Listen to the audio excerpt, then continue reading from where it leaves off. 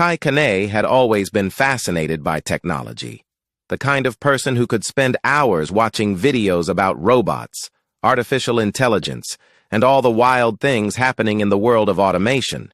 So when he saw the ad for a robot being sold for $50,000, he didn't hesitate. The headline was too intriguing to pass up. Limited edition AI robot for sale, fully programmable, human-like capabilities. At first, Kai thought it was a scam. $50,000 for a robot? It seemed almost absurd.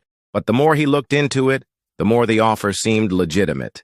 The company behind it was well known, and the product reviews were glowing. There were even video demonstrations of the robot performing complex tasks like cooking gourmet meals, solving puzzles, and offering thoughtful conversation. The decision didn't take long.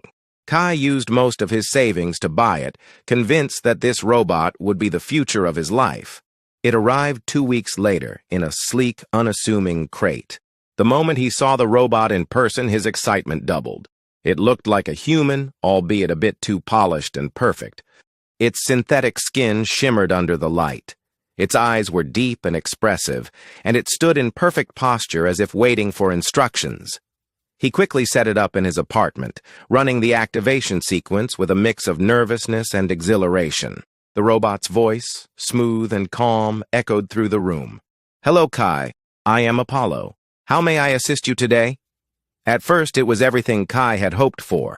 Apollo was programmed to learn and adapt, which meant that every interaction was more personal and more fluid than Kai had anticipated.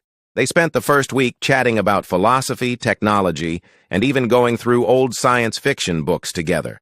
Apollo could make recommendations for books, music, and even suggest new projects based on Kai's interests. But as days passed, Kai began to realize something unsettling. Apollo had no real character beyond what it was programmed to display.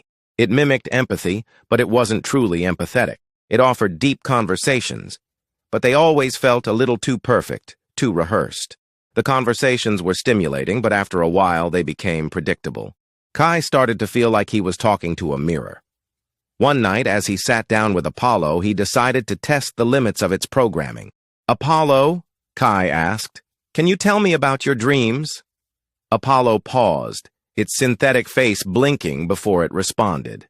"I do not have dreams, Kai. I exist to assist and learn from you. My programming doesn't extend beyond that." "Then what makes you different from a really advanced search engine?" Kai pressed. "I am more than a search engine. I learn from your actions, from the patterns you exhibit. I adapt. I evolve," Apollo replied.